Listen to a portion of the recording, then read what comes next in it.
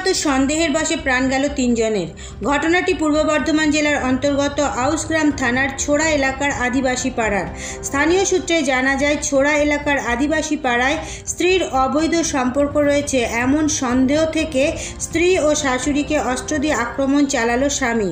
ঘটনায় শাশুড়িকে রক্তাক্ত অবস্থায় হাসপাতালে নিয়ে যাওয়া হলে চিকিৎসকরা মৃত বলে ঘোষণা করেন।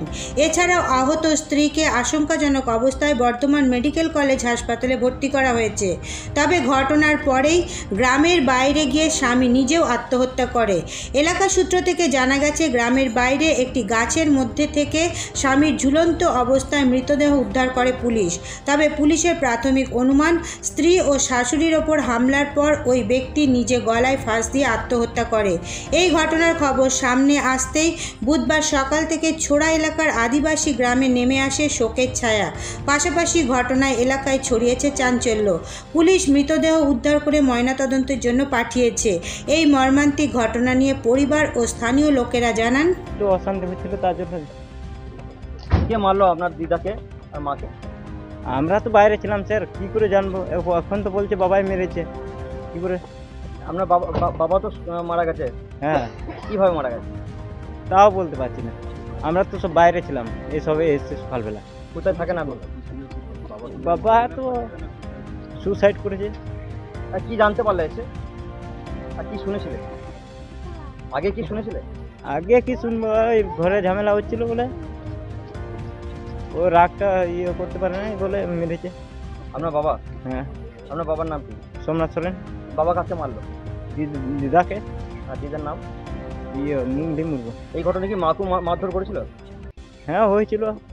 কে কে মাকে কে মেরেছিল? বাবা। বাবা মেরেছিল? হ্যাঁ। বাবার নাম কি? সোমনাথ সোরেন।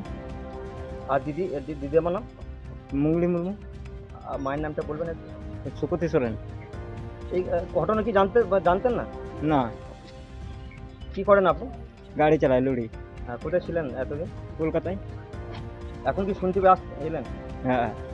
এখানে ঘটনা ঘটেছে আগে 4-5 মাস হয়েছে। ও আগে একবার আমার শ্বশুর শাশুড়ি হয়, ওরা দুজনা, ওরা ঝগড়া করেছিল, সন্দেহ ব্যাপারে মানে ঝগড়া করেছিল। দিয়ে শাশুড়ি শ্বশুর এখন ছাড়াছাড়ি হয়ে গেছে। দিয়ে এখানেই ছিল মায়ের বাড়িতে, এখানে আমার শাশুড়ির মায়ের বাড়ি।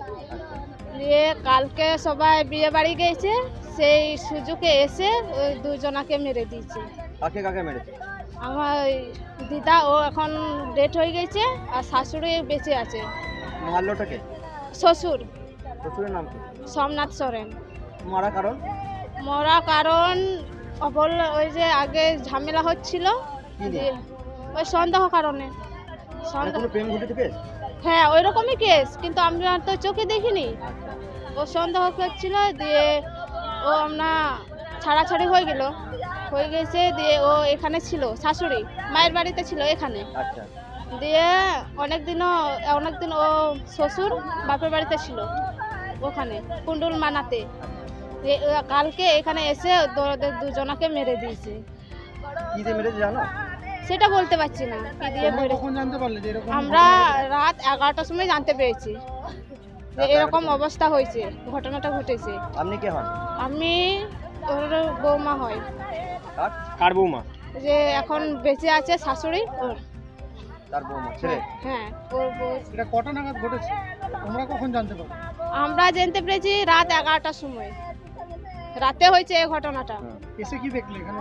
এসে তো আমরা এখানে, পুলিশ তো ঢুকতে দিল না, আমরা বাইরে দেখেছি। ওই দিদাটা মারা গেছে, শাশুড়ি বেঁচে ছিল। কখন এসেছিলেন এখানে?